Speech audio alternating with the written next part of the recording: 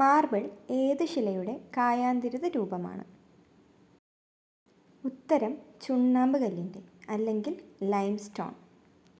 ശിലകൾ ഒരു രൂപത്തിൽ നിന്നും മറ്റൊന്നിലേക്ക് മാറുന്ന പ്രക്രിയയ്ക്ക് പറയുന്ന പേരെന്താണ്? ഉത്തരം ശിലാചക്രം അഥവാ റോക്ക് സൈക്കിൾ.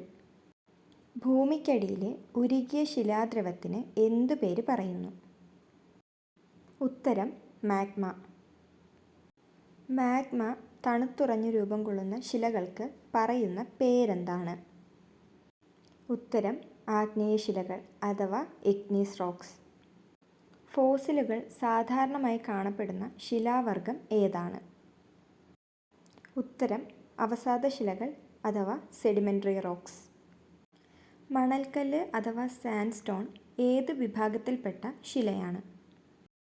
ഉത്തരം അവസാദശിലകൾ അഥവാ സെഡിമെൻ്ററി റോക്സ്. ഉയർന്ന മർദ്ദവും താപവും കാരണം രൂപമാറ്റം സംഭവിക്കുന്ന ശിലകൾ ഏതാണ്? ഉത്തരം കായാന്തരിത ശിലകൾ അഥവാ മെറ്റാമോർഫിക് റോക്സ്.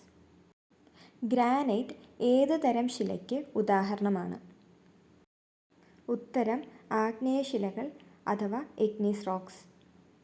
അഗ്നിപർവ്വതങ്ങളിലൂടെ പുറത്തുവരുന്ന ശിലാദ്രവം ഏത് പേരിൽ അറിയപ്പെടുന്നു? ഉത്തരം ലാവ. പാളികളായി കാണപ്പെടുന്ന ശിലകൾ ഏതാണ്? ഉത്തരം അവസാദശിലകൾ അഥവാ സെഡിമെൻ്ററി റോക്സ്. കേരളത്തിൽ ഏറ്റവും കൂടുതൽ കാണപ്പെടുന്ന ശില ഏതാണ്? ഉത്തരം കായാന്തരിത ശില അഥവാ മെറ്റാമോർഫിക് റോക്സ്. കൽക്കരി, പെട്രോളിയം എന്നിവ കാണപ്പെടുന്ന ഏത് തരം ശിലകളിലാണ്? ഉത്തരം അവസാദശിലകൾ അഥവാ സെഡിമെൻ്ററി റോക്സ്. ശിലകളെക്കുറിച്ചുള്ള പഠനം ഏത് പേരിൽ അറിയപ്പെടുന്നു? ഉത്തരം പെട്രോളജി.